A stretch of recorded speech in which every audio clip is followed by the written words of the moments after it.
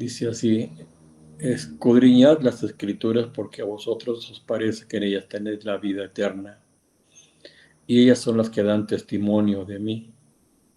Y no queréis venir a mí para que tengáis vida, y no queréis venir a mí para que tengáis vida. Padre, te damos gracias, Padre Santo, en el nombre poderoso de tu Hijo amado, Jesús. Te damos gracias, Señor, por habernos traído a Jesucristo y ver en Cristo Jesús nuestra redención, nuestra reconciliación, nuestra justificación. Gracias porque nos diste vida a través de tu Hijo amado Jesucristo. Y oramos, Señor, porque los velos de nuestro entendimiento se caigan, Padre Santo, para poder comprender cada día más y más, Señor, tu propósito eterno y nuestra asignación en ese propósito tuyo, Señor. Ayúdanos, Padre, a no ser apáticos, a no ser religiosos, sino ayúdanos a querer más de tu vida, Padre. En el nombre precioso de Jesús te lo rogamos. Amén. Amén. Entonces dice este pasaje, ¿verdad? De San Juan 5:39, hablándole a los fariseos, el Señor les dijo: ustedes escudriñan las Escrituras, pensando que en ellas tenéis vida, la vida eterna, ¿sí? Pero el Señor les hace una aclaración: ellas son las que dan testimonio de mí. O sea, tomando como base esto, ¿verdad? Las Escrituras desde Génesis, Éxodo, Levítico, Números, ¿sí? hasta Apocalipsis, hablan de Jesucristo. Hablan de Jesucristo, ¿sí? ¿Quién es la vida? ¿Quién es la vida? Entonces, en cada escrito, ¿verdad? En cada capítulo, ¿sí? Cuando leemos la Escritura debemos tratar de conectar con Jesucristo, quien es la vida, ¿sí? Entonces, la Escritura nos habla acerca de Cristo, nos habla acerca de la vida, ¿sí? De la vida. Y Él le dice: no queréis venir a mí para que tengáis vida. Él vino para traer vida a nosotros, ¿sí? Entonces, bajo este ángulo, vamos a estudiar un poco los libros de Juan, ¿sí? Y para esto vamos a leer varios versículos. Primera de Juan 1, verso 2 y 3, ¿sí? Y ahí vamos a ver algunos misterios que están, ¿sí? Pero no los vamos a aclarar ahorita, ¿sí? La Biblia está llena de misterios que necesitan ser revelados, ¿sí? Entonces, primera de Juan 1, verso 2 y 3 dice de la siguiente manera, dice: pues la vida fue manifestada, porque la vida fue manifestada y la hemos visto y testificamos y os anunciamos la vida eterna, la cual estaba con el Padre y se nos manifestó. La vida eterna, la cual estaba con el Padre y se nos manifestó. Dice: lo que hemos visto y oído, eso os anunciamos, para que también vosotros tengáis comunión con nosotros. Y nuestra comunión verdadera es con el Padre y con su Hijo Jesucristo, ¿sí? Ahora vayámonos ahí mismo en Primera de Juan 2, verso 27. Primera de Juan 2, verso 27, ¿sí? Dice así: y en cuanto a vosotros, la unción que recibisteis de Él permanece en vosotros, y no tenéis necesidad de que nadie os enseñe, pero así como su unción os enseña acerca de todas las cosas, y es verdadera y no mentira, y así como os ha enseñado, permanecéis en Él. Sí, ahora vámonos con ahí mismo Evangelio, ahí mismo Primera de Juan, el capítulo 3, el verso 9. El 3, el verso 9. Dice así: ninguno que es nacido de Dios, ninguno que es nacido de Dios, ¿ah?, practica el pecado, porque la simiente de Dios permanece en él y no puede pecar porque es nacido de Dios, porque es nacido de Dios. Ahí mismo en el capítulo 5, en el verso 4 dice así, porque todo lo que es nacido de Dios vence al mundo, y esta es la victoria que ha vencido al mundo, nuestra fe. El verso 18, ahí mismo en el capítulo 5, el verso 18. Sabemos que todo aquel que ha nacido de Dios no peca, ¿sí? Sino que aquel que nació de Dios, ¿sí? Lo guarda y el maligno no le toca, ¿sí? Entonces, con este mensaje vamos a dar cuenta, ¿sí? O vamos a comenzar el estudio de vida de las epístolas de Juan. Ya hemos aclarado que toda la escritura, como da testimonio de Jesucristo, y Jesucristo es la vida, todos los libros son un estudio de la vida o de Jesucristo y nos revelan esa vida de una manera maravillosa, ¿sí? Esa vida eterna, la cual no nos hemos dado cuenta cuán importancia tiene el que Él habite en nosotros, ¿sí?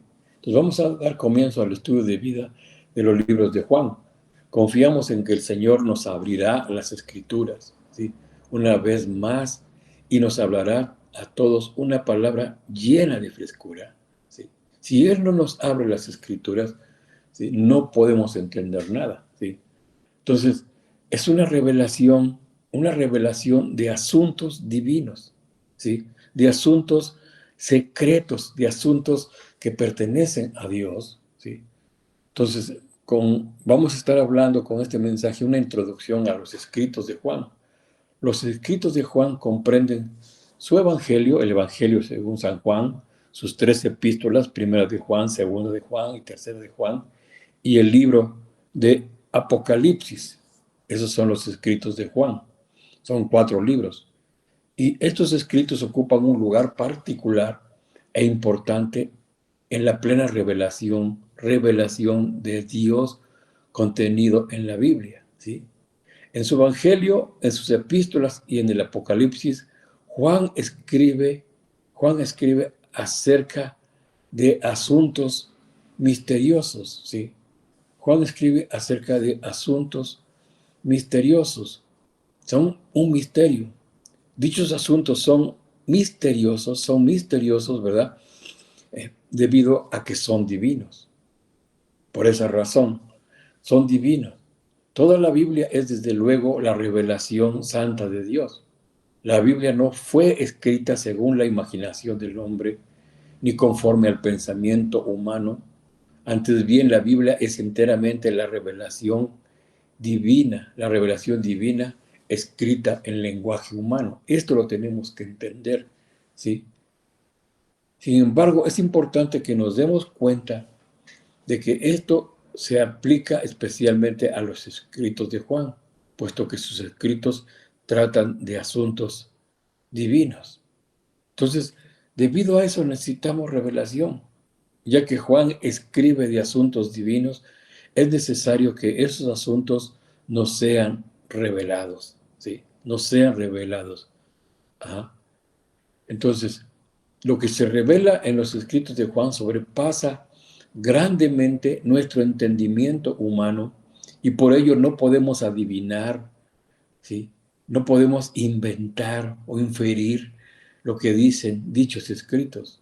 Nuestra mente humana es incapaz de entender o captar los asuntos divinos revelados en los escritos de Juan, ¿sí? El Evangelio de Juan, las 3 epístolas de Juan y el libro de Apocalipsis revelan asuntos que exceden completamente a nuestra imaginación, ¿sí?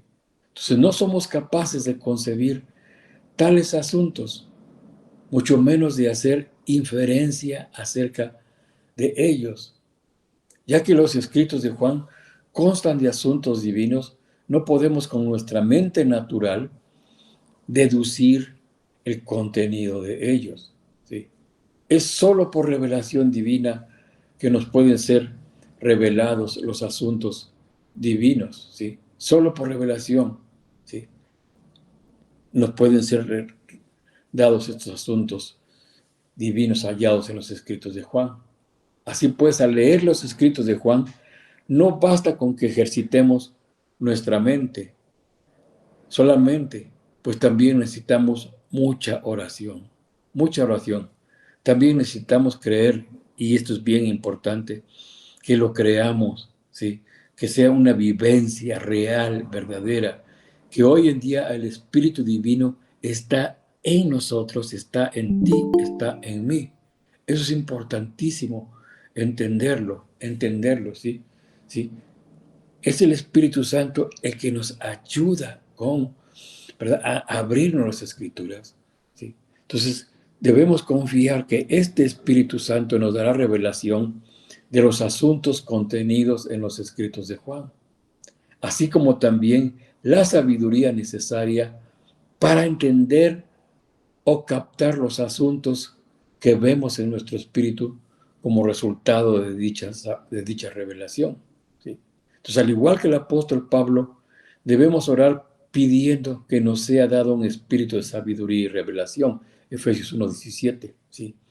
Dice así, Efesios 1:17, para que el Dios de nuestro Señor Jesucristo, para que el Dios de nuestro Señor Jesucristo, el Padre de gloria, os dé espíritu de sabiduría y de revelación en el conocimiento de Él. Note, ¿sí?, que el Padre de gloria nos dé espíritu de sabiduría y de revelación, dos cosas, ¿sí?, en el pleno conocimiento de Él. Entonces, no es suficiente con que simplemente leamos los escritos de Juan o meditemos en ellos. Tampoco es suficiente con que solamente ejercitemos nuestra comprensión natural, ¿sí? El hombre natural no percibe las cosas de Dios, ¿verdad? No percibe las cosas del Espíritu, ¿sí? Entonces, al leer los escritos de Juan, no debemos confiar en nuestra lectura ni en lo que meditamos o entendamos. Más bien debemos orar diciendo, Señor, dependo de ti. Confío en que me concederás una revelación del contenido de estos escritos. Cuando usted lea la escritura, haga esa oración, Señor, dependo de ti. Confío en que me concederás una revelación del contenido de estos escritos, de lo que estoy leyendo. Señor, no confío en mi capacidad natural para entender tu palabra, ¿sí? No confío en mi capacidad natural para entender tu palabra. A nosotros nos parece, y lo que nos parece, eso hablamos y eso lo impartimos, sin tener la revelación divina. Y mucha iglesia camina en lo que, al parecer del predicador, ¿sí?, de esos escritos lo impartió, ¿sí? Entonces, está mal, estamos mal. Por eso la iglesia está toda dividida, tiene batallas, ¿verdad? ¿Sí? Entonces debemos decir, Señor, dependo de ti, confío en que me concederás una revelación del contenido de estos escritos. Señor, no confío en mi capacidad natural para entender tu palabra, ¿sí? Entonces, el libro de Apocalipsis en su totalidad es una revelación de Jesucristo que Dios le dio a Juan. Apocalipsis 1:1, ¿sí? Paquito, Apocalipsis 1:1. Dice así, la revelación de Jesucristo, nota, la revelación de Jesucristo que Dios le dio para manifestar a sus siervos las cosas que deben suceder pronto, y la declaró enviándolo por medio de un ángel a su siervo, Juan, ¿sí? Entonces la palabra revelación denota la acción de descorrer un velo, la acción de descorrer un velo. Y es nuestra oración que Dios, ¿sí?, nos revele, que Dios descorra los velos que nos impiden conocerlo más profundamente a Él. Entonces la revelación tiene que ver con el hecho de quitar un velo, ¿sí?, a fin de dar a conocer algo misterioso, algo que está oculto detrás del velo. Padre, quita los velos, ¿sí?, que hay en nuestro interior para conocer eso, ese misterio que está, que este velo ha ocultado durante mucho tiempo. Entonces necesitamos que los velos sean quitados. Aunque hay muchos asuntos divinos y maravillosos que están ocultos, es posible tener la experiencia de que los velos sean quitados y recibir revelación. Es posible tener la experiencia de que los velos sean quitados y recibir revelación. Y oramos para que tengamos esta experiencia y tengamos revelación, ¿sí? Necesitamos entendimiento, además de la revelación, ¿sí?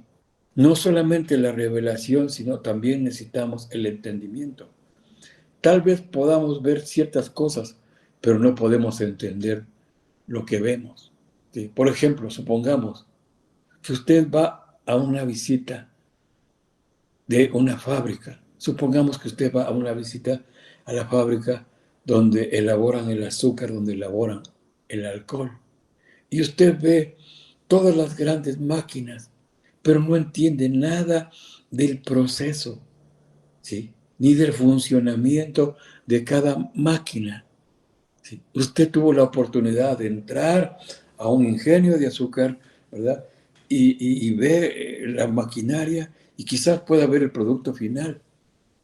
Pero si no le explican el proceso y lo que hace cada máquina, no va a entender, ¿sí? Ajá. Así, aunque le hayan sido reveladas, ¿sí?, las máquinas, usted necesita recibir entendimiento. Entonces, este principio se aplica a los asuntos divinos. Además de revelación, necesitamos la debida sabiduría para entenderlos, la debida sabiduría para entenderlos. Es por ello que Pablo oró por un espíritu de sabiduría y de revelación para poder entenderlos, ¿sí? ¿Sí? Y esa debería ser nuestra oración.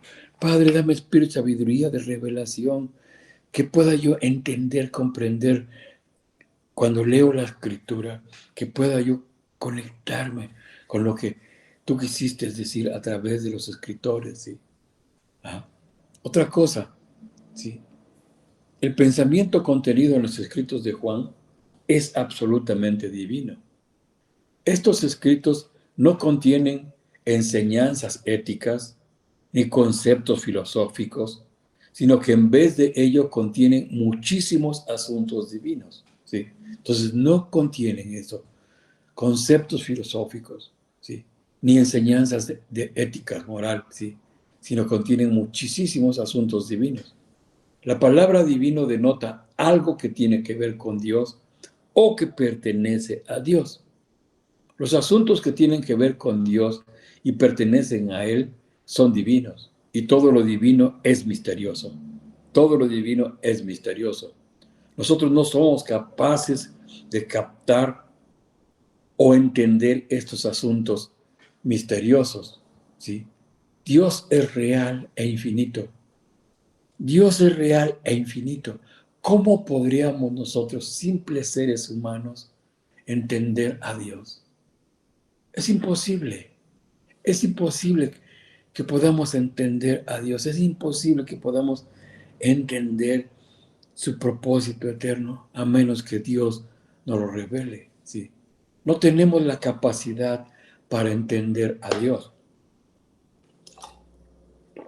El entendimiento es asunto meramente dado por Dios. Si Dios no nos da entendimiento, no podremos jamás entender, ¿sí?, los asuntos divinos. Por eso dice, te haré entender y te enseñaré cuál es el camino en que debes andar. Por eso Pablo le escribe a Timoteo y le dice, medita en estas cosas, ¿sí?, y el Señor te dará entendimiento en todo, ¿sí?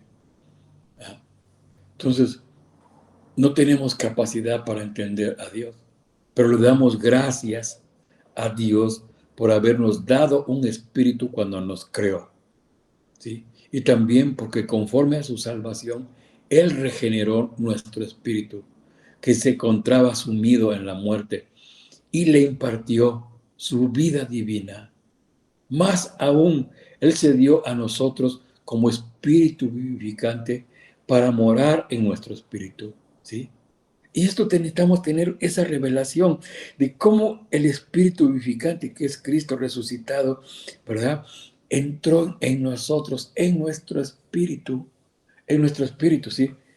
Nunca, no, si Dios nos revelara esto, que nuestro espíritu está mezclado con el espíritu de Cristo, ¿sí? O sea, si tuviéramos esa revelación y no solamente fuera una, una comprensión intelectual, sino una revelación en nuestro espíritu, ¿sí? Que es en nuestro espíritu regenerado, donde habita el Espíritu Santo o el Espíritu vivificante, que nosotros podemos recibir revelación en cuanto a los asuntos misteriosos hallados en los escritos de Juan. Nuestra mente humana no es apta para esto. Nuestra mente humana no es apta para esto. Es imposible entender estos asuntos con nuestra mente natural. No podemos, ¿sí? Pero damos gracias al Señor porque tenemos un espíritu regenerado, que de hecho es un espíritu mezclado.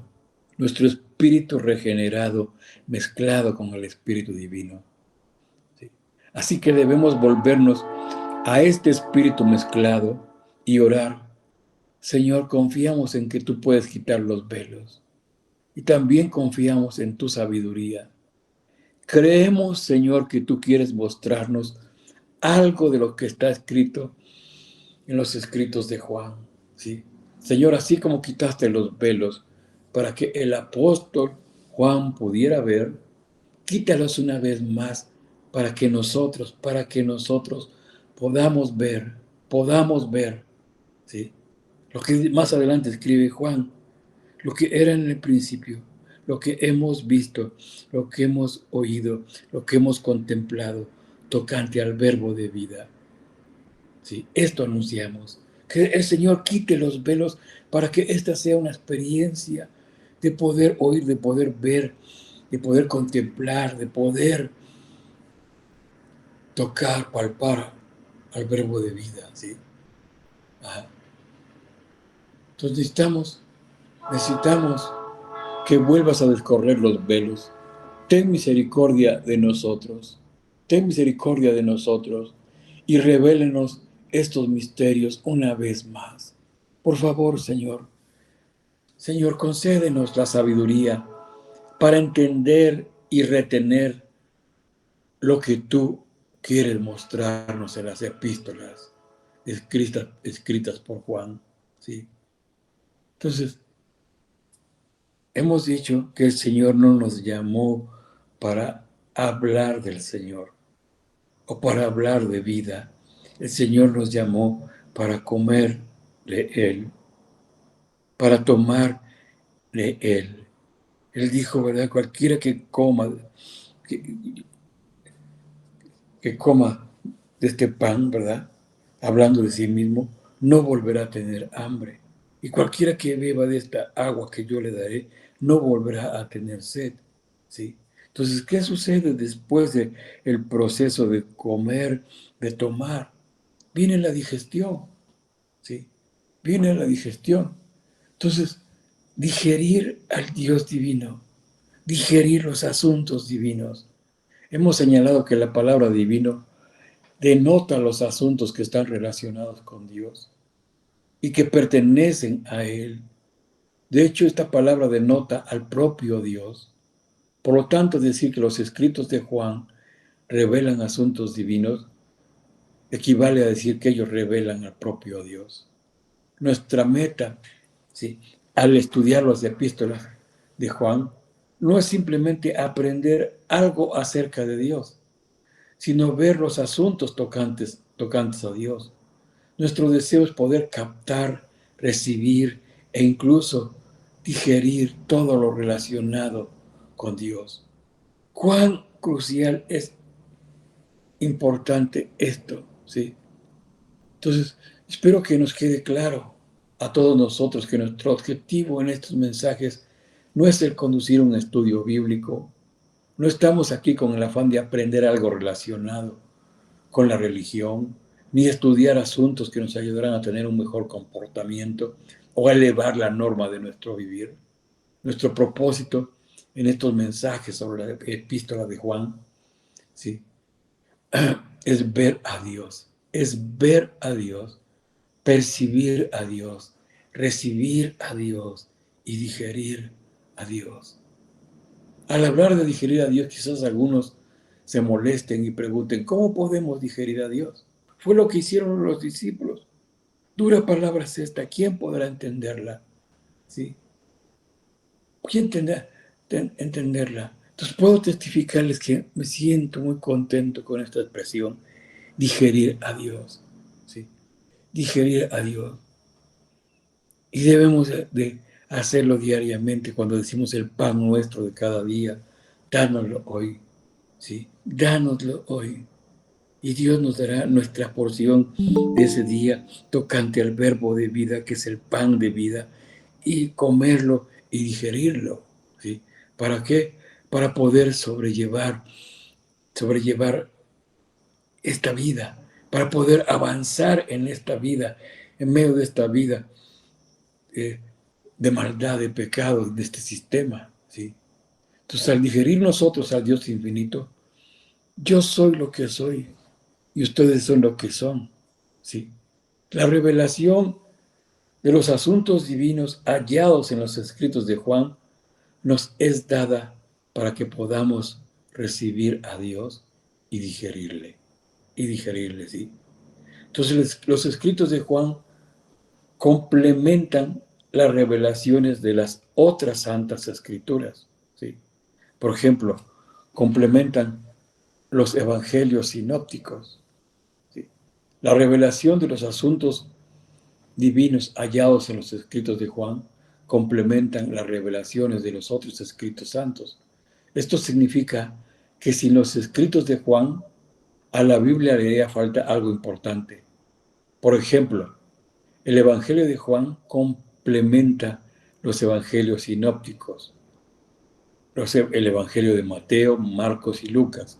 Sin el Evangelio de Juan, únicamente sabríamos que el Señor Jesús fue un hombre que sirvió a Dios como esclavo, según se revela en Marcos, que murió en la cruz para ser nuestro Salvador, según se revela en Lucas, y que Él es el Rey, según se revela en Mateo. ¿Sí? Con respecto al Señor como esclavo, como Salvador y Redentor, y como Rey, apreciaríamos su humanidad. Sin embargo, el Señor era Dios antes de hacerse hombre, lo cual significa que su persona posee dos aspectos, un aspecto divino y un aspecto humano, ¿sí?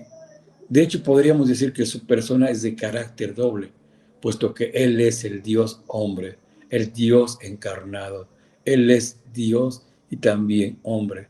Él es Dios verdadero y completo, y también un hombre verdadero y perfecto, ¿sí? Si solo tuviéramos los primeros tres evangelios, ¿sí?, los evangelios sinópticos principalmente veríamos el aspecto de la humanidad del Señor, mas no veríamos mucho acerca de su aspecto divino. Esto nos muestra la necesidad de que haya un complemento para los evangelios de Mateo, Marcos y Lucas. Este es el propósito que cumple el Evangelio de Juan, ya que nos revela que el hombre Jesús, quien sirvió a Dios como esclavo, quien murió en la cruz como nuestro Redentor y quien es Rey del pueblo de Dios, es Dios mismo. Puesto que es Dios, Él no tiene principio ni genealogía. Él es el Dios eterno e infinito. Por eso empieza el Evangelio de Juan. En el principio era el Verbo, y el Verbo era con Dios, y el Verbo era Dios. ¿Sí? Complementando los evangelios, ¿sí? Entonces, la frase en el principio alude a la eternidad pasada, ¿sí?, de Juan 1:1. En el principio, en la eternidad pasada, era el Verbo. Si Juan no hubiera escrito esto en su evangelio, jamás nos habríamos imaginado que nuestro Salvador era el Verbo eterno. ¿Sí? ¡Qué revelación más maravillosa! Sin embargo, aún con esta revelación, ante nosotros puede ser que no entendamos el verdadero significado del verbo. ¿Podría usted explicar lo que es el verbo? ¿Conoce algunos libros de ética o filosofía que contengan una expresión como en el principio era el verbo? Juan no solo dice que el verbo era en el principio, sino también que el verbo, eh, sino también que el verbo estaba con Dios y que el verbo era Dios. Después de esto añade, en él estaba la vida y la vida era la luz de los hombres, el verso 4. ¿Sí? Entonces, por Juan 1:14, nosotros sabemos que esta persona, quien era el verbo en el principio, se hizo carne y se fijó un tabernáculo entre nosotros. ¿Sí? El tabernáculo del templo, o el tabernáculo del cuerpo llamado Jesús. ¿Sí? Entonces, de manera que en Juan 1:1, Juan 1:4 y Juan 1:14 tenemos al Verbo, a Dios, la vida, la luz y la carne. Cinco cosas tenemos: al Verbo, a Dios, la vida, la luz y la carne. ¿Puede usted explicar esto? ¿Sí? A menos que Dios no lo revele.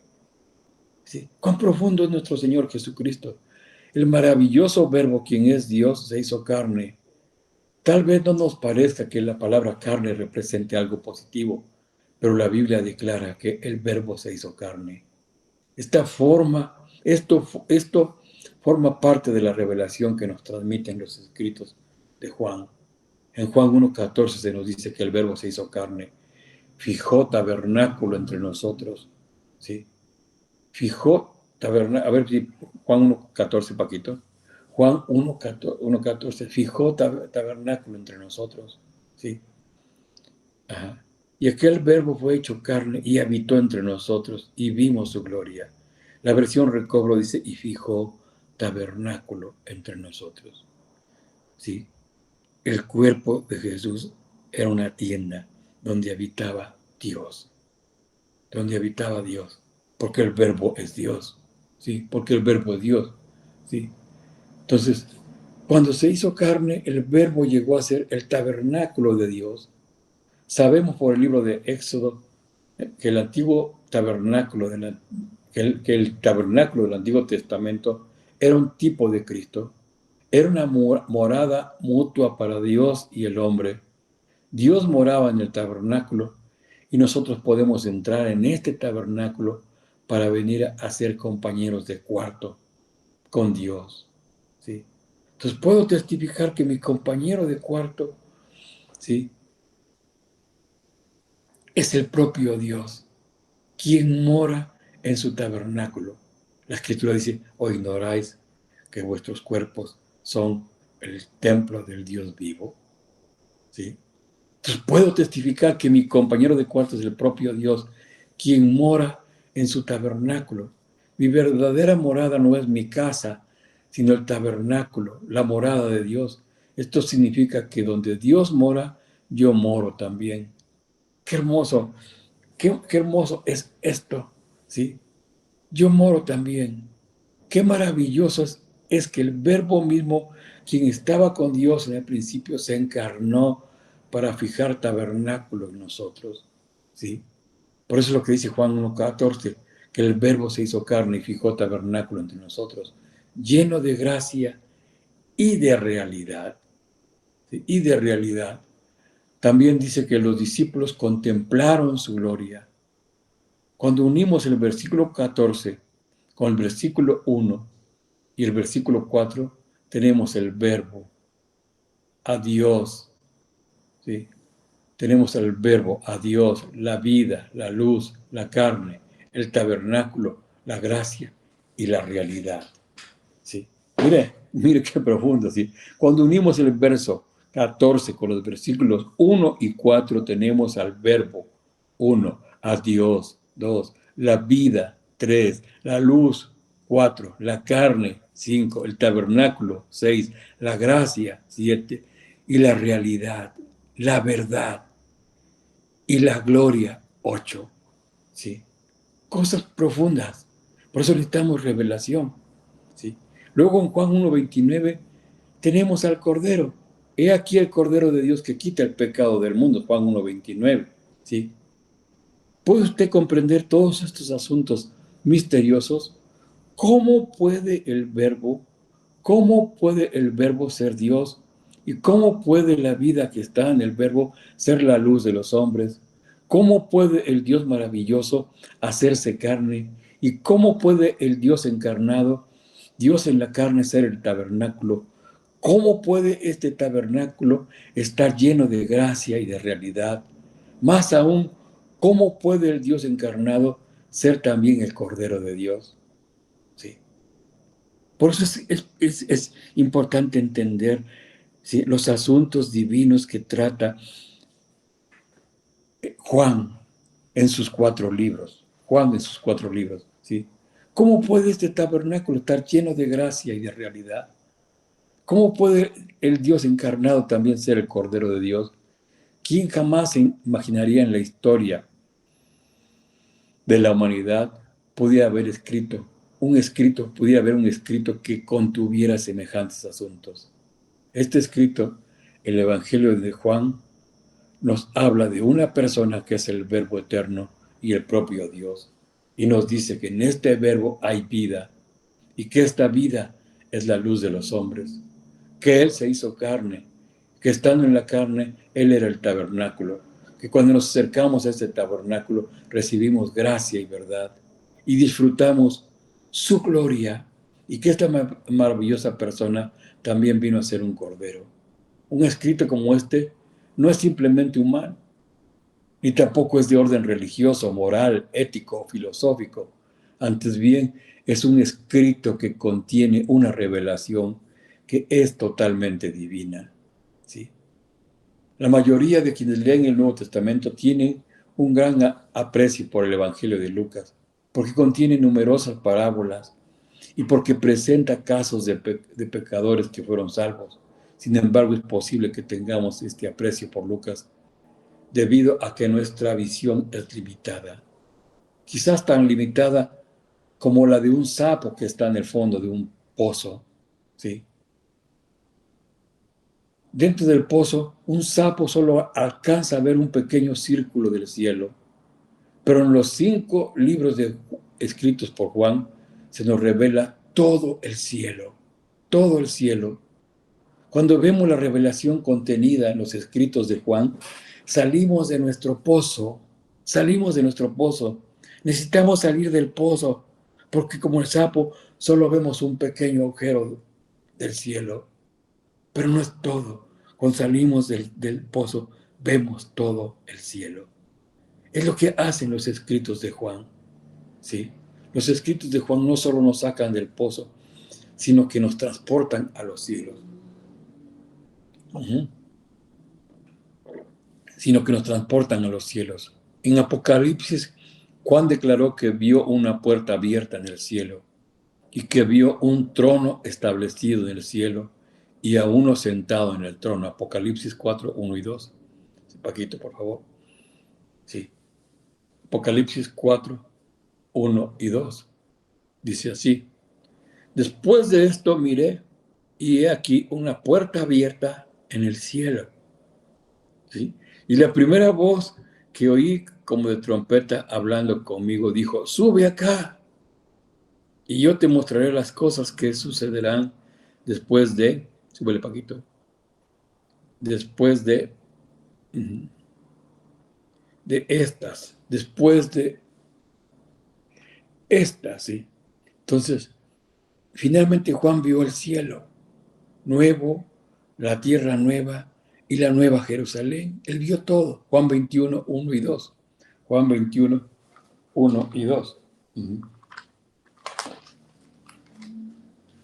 Dice así: y vi un cielo nuevo y una tierra nueva, porque el primer cielo y la primera tierra pasaron y el mar ya no existe.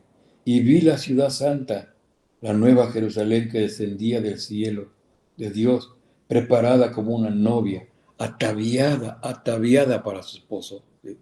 Entonces, en un sentido muy real, el libro de Apocalipsis, ¿sí? El libro de Apocalipsis no es un libro de profecías, sino un libro de revelación. La gente ama al entendido, ¿sí? En un sentido muy real, el libro de Apocalipsis no es un libro de profecías, sino un libro de revelación. En este libro somos rescatados de nuestra pobre condición y trasladados a los cielos, ¿sí? Entonces espero que estos mensajes le ayuden a ascender de esta manera, le ayuden a ascender de esta manera, ¿sí? Entonces podrán testificar, ya no estoy dentro de un pozo, con una visión estrecha y limitada, sino que ahora estoy en los cielos con una visión clara de la revelación de Dios, ¿sí? Por eso les decía al principio que es importante, ¿sí?, que Dios nos revele los escritos de Juan, ¿sí? Toda la Biblia es inspirada por Dios y toda la Biblia da testimonio del verbo de vida, ¿sí? No son historias, toda la escritura da testimonio de Jesús, ¿sí? ¿Quién es la vida? ¿Quién es la vida? Y debemos tocar la vida en cada escrito. Pero los escritos de Juan, Evangelio según San Juan, Primera de Juan, Segunda de Juan, Tercera de Juan y Apocalipsis contienen asuntos divinos que son un misterio para la mente humana, ¿sí? No podemos nosotros imaginarnos las cosas espirituales con una mente natural. Necesitamos la revelación, ¿sí? Entonces, el propósito de los escritos de Juan es llevarnos a un plano más alto y mostrarnos una revelación de los asuntos misteriosos y divinos, ¿sí? Complementan también las otras epístolas. Así como el Evangelio de Juan complementa los evangelios sinópticos, del mismo modo las epístolas de Juan complementan las otras epístolas del Nuevo Testamento. He estudiado los escritos de Pablo y de Pedro y los valoro muchísimo. Asimismo he estudiado las epístolas de Jacobo o Santiago y de Judas. Así que puedo testificarles que si no tuviéramos las epístolas de Juan, sentiríamos una enorme pérdida. Las epístolas de Juan son, por tanto, un complemento importante de todas las otras epístolas, ¿sí? Y complementan la Biblia en su totalidad. Además, el libro de Apocalipsis es un libro que complementa toda la Biblia. Imagínense cómo sería la Biblia sin el libro de Apocalipsis. De ser así, la Biblia le faltaría una conclusión. Esto sería una enorme pérdida. Entonces complementan toda la revelación divina. Los escritos de Juan no solamente complementan toda la revelación divina, sino que además la completan. Esto significa que los escritos de Juan completan la Biblia. Su evangelio completa los evangelios. Sus epístolas completan las epístolas y el Apocalipsis de la Biblia. Si vemos la importancia de los escritos de Juan, ciertamente le daremos gracias al Señor por ellos, ¿sí? Bendito sea el Señor por el Evangelio de Juan, por sus epístolas y por el Apocalipsis, ¿sí? Entonces, algunos asuntos sobresalientes en Primera de Juan, ¿sí? La vida divina y la comunión divina. La vida divina y la comunión divina. En la primera epístola de Juan hay ciertos versículos que me gustan de manera especial. En Primera de Juan 1, Primera de Juan Paquito 1, verso 2 y 3, leemos así. En Primera de Juan, verso 1, verso 1, 2 y 3 leemos de la siguiente manera. Leemos de la siguiente manera. Ajá. Porque la vida fue manifestada y la hemos visto y testificamos y os anunciamos la vida eterna, la cual estaba con el Padre y se nos manifestó. Lo que hemos visto y oído, esto os anunciamos para que también vosotros tengáis comunión con nosotros, y nuestra comunión verdadera es con el Padre y con su Hijo, Jesucristo. Entonces note, y la vida fue manifestada, y hemos visto y testificamos y os anunciamos la vida eterna, la cual estaba con el Padre y se nos manifestó. Lo que hemos visto, oído, lo anunciamos, ¿sí? Para que tengáis comunión con nosotros. Y nuestra comunión verdadera es con el Padre y con su Hijo Jesucristo. ¿Sí? En estos versículos, Juan dice que los apóstoles nos anuncian la vida eterna. ¿Sí? Lo que han visto, lo que han oído, lo que han palpado, tocante al verbo de vida. ¿Sí? Entonces nos dice que ellos nos anuncian la vida eterna para que nosotros podamos tener comunión con ellos. Sin vida eterna no hay comunión. ¿Sí? Entonces en estos versículos Juan dice que los apóstoles nos anunciaban la vida eterna para que nosotros podamos tener comunión con ellos. ¿En qué otro escrito puede uno encontrar palabras como estas? ¿Sí? En la primera epístola de Juan se nos anuncia la vida eterna con el propósito de que haya comunión. Esto significa que la vida eterna genera comunión. Genera comunión, ¿sí? Por eso es importante incrementar más la vida eterna, ¿sí? Más la vida de Él en nosotros, ¿sí? Entonces la vida eterna genera comunión. Cuando esta vida es anunciada, el resultado es la comunión de la vida divina. Por lo tanto, en primera de Juan 1, 2 y 3, tenemos la vida divina junto con la comunión divina. Si no hay vida, no hay comunión. La vida anunciada, la vida experimentada, ¿sí? Porque la hemos visto, la hemos oído, la hemos contemplado, la hemos palpado, genera comunión. Genera comunión, ¿sí? El versículo 27 de Primera de Juan 2, de Primera de Juan 2, ¿sí? Dice, Primera de Juan 2, verso 27, y en cuanto a vosotros, la unción que vosotros recibisteis de Él, permanece en vosotros, y no tenéis necesidad de que nadie os enseñe. Pero como su unción os enseña todas las cosas y es verdadera y no es mentira, así como ella os ha enseñado, permaneced en Él. En este versículo Juan dice que la unción del Señor nos enseña todas las cosas y que así como ella nos ha enseñado, debemos permanecer en Él.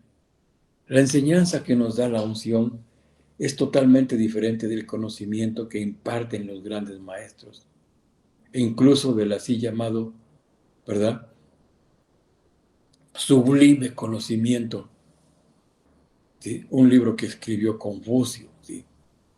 Entonces espero que todos nos percatemos plenamente del hecho de que la unción divina que está en nosotros nos enseña constantemente y que nosotros simplemente debemos permanecer en el Señor según la unción, según la enseñanza de la unción, ¿sí? Y debemos estar abiertos a que la unción, que es el Espíritu de Dios en nosotros, nos enseñe, ¿sí? Nos enseñe. La unción es el Espíritu dentro de ti. Por eso vemos nosotros que cuando Jesús se bautizó, ¿verdad?, los cielos se abrieron y el Espíritu descendió sobre él, ¿sí? Y el Espíritu lo llevó al desierto para ser tentado. Cuando sale del desierto y va a la sinagoga, dice, ¿sí? Él dice, el Espíritu del Señor está sobre mí, por cuanto me ha ungido para, ¿sí? Entonces la unción es el Espíritu de Dios en ti y en mí, y debemos anhelar esta unción, ¿sí? De ahí, en 1 de Juan capítulo 3, verso 9, 3, verso 9, dice así: ninguno que es nacido de Dios practica el pecado, porque la simiente de Dios permanece en él, ¿sí? Porque la simiente de Dios permanece en él y no puede pecar porque es nacido de Dios. En este versículo Juan habla de aquellos que genuinamente han nacido de Dios. Los escritos de Juan recalcan el nacimiento divino, nuestra regeneración. Es una gran maravilla el hecho de que los seres humanos puedan ser engendrados por Dios, que pueden ser regenerados por Él. ¿Sí? Esto es maravilloso. Si a los suyos vino y los suyos no lo recibieron, mas a todos los que le recibieron les dio el derecho de llegar a ser hijos de Dios, los cuales no son engendrados de carne, ni de sangre, ni de voluntad de varón, sino de Dios. Por eso digo que es una gran maravilla el hecho de que los seres humanos puedan ser engendrados por Dios, que puedan ser regenerados por Él. Como creyentes de Cristo que somos, no solo hemos sido engendrados por nuestro Padre, sino que también hemos sido engendrados por Dios. Todo aquel que nace de un ser humano, automáticamente llega a ser un humano, aplicando el mismo principio. Todo lo que nace de un perro es un perro. Lo que queremos decir es que todo tipo de vida siempre engendra ese mismo tipo de vida. Yo no diría que puesto que hemos sido engendrados por Dios, somos Dios. Sin embargo, basándonos en las Escrituras, podemos afirmar que puesto que hemos sido engendrados por Dios, somos hijos de Dios. Y que como tales poseemos la vida y la naturaleza divina, ¿sí? Y la naturaleza divina. Dios es nuestro Padre y nosotros somos sus hijos. Aquellos que poseen su vida y su naturaleza, la expresan, ¿sí? La expresan. Así como recibimos la vida y la naturaleza humana al nacer de nuestros padres, al nacer de Dios, recibimos la vida y la naturaleza divina, ¿sí? Según la cita que leímos de 1 de Juan 3:9, ¿sí? Todo aquel que ha sido engendrado por Dios no practica el pecado, porque la simiente de Dios permanece en él. Practicar el pecado es vivir en el pecado de forma habitual. A eso se refiere. Ninguno que practica el pecado, ¿sí? A eso se refiere. Vivir en pecado de forma habitual. Puesto que hemos sido engendrados por Dios, no practicamos el pecado. Por ejemplo, un gato practica el atrapar ratones, porque posee cierta vida. Sin embargo, un perro, debido a que tiene una vida diferente, no tiene esa práctica. Todo aquel que practica el pecado no es hijo de Dios. Ninguno que sea hijo de Dios vive en pecado de manera habitual. Ninguno que sea hijo de Dios vive en pecado habitual, ¿sí? De manera habitual. La razón por la cual uno que ha sido engendrado por Dios no practica el pecado es que la simiente de Dios permanece en él. La simiente de la que nos habla este versículo es la vida de Dios, la cual recibimos cuando nacimos de él. Esta simiente divina permanece en cada creyente regenerado, ¿sí? En cada creyente regenerado. Cuán maravilloso es que la simiente de Dios permanezca en nosotros. Qué tremenda revelación es esta. Sencillamente no podría decirles cuán superior es esta revelación en relación con las múltiples enseñanzas de filósofos que hay, ¿sí? Puesto que nacimos de Dios, su simiente permanece en nosotros. ¿Acaso no tiene usted la sensación de que algo vivo y orgánico se mueve y crece, se mueve y crece en su interior? A veces sentimos que esta simiente está activa y en otras ocasiones sentimos que ella florece, ¿sí? Hemos hablado en otras ocasiones que en la parábola del sembrador que nos narra Mateo 13, vemos que el Señor Jesús vino como el sembrador para sembrarse a sí mismo como la semilla divina en los corazones de los hombres. Nuestro corazón es la tierra donde crece la semilla divina. Esta semilla divina es nada menos que el propio Dios. Una semilla de trigo es trigo, y una semilla de clavel o de rosa es lo mismo, ¿sí? Bajo el mismo principio. La simiente de Dios es Dios mismo.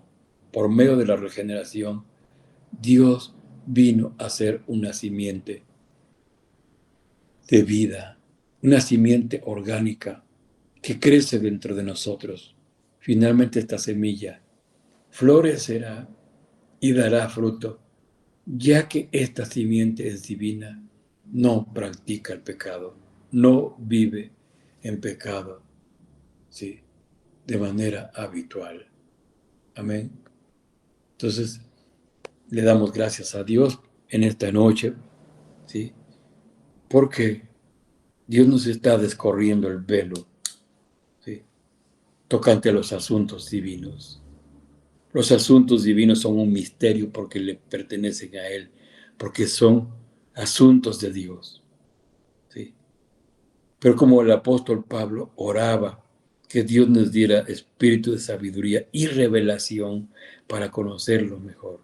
Necesitamos entendimiento, necesitamos sabiduría después de la revelación, ¿sí? Si nosotros queremos entender a Dios y entender su propósito divino, ¿sí? Y nuestra asignación en Él. Es importante, ¿sí?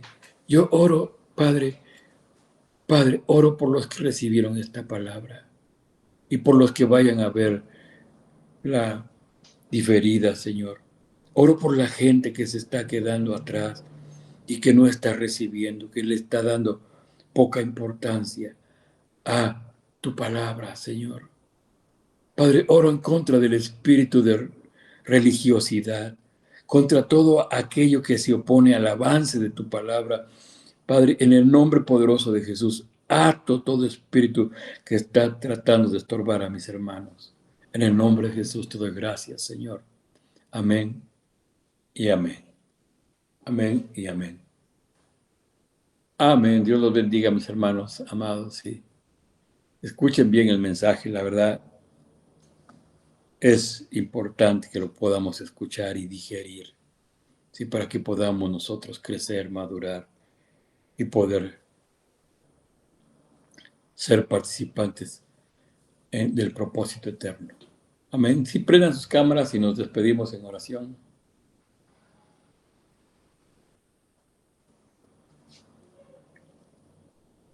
Karencita, Dios te bendiga, mija. Hola, papá. Buenas noches. Buenas noches, hija. Maribel, Dios te bendiga. Buenas noches a todos. Amén, pa, amén.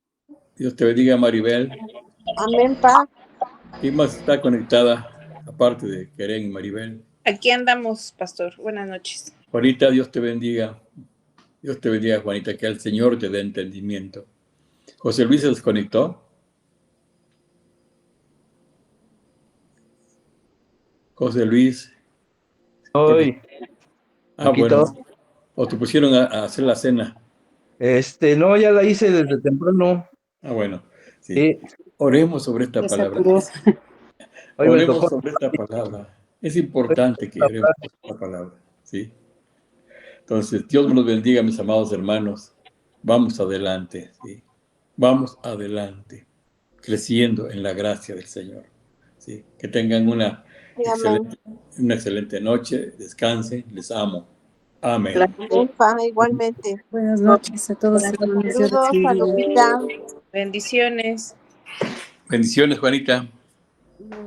Saúl, Dios te bendiga, Saúl.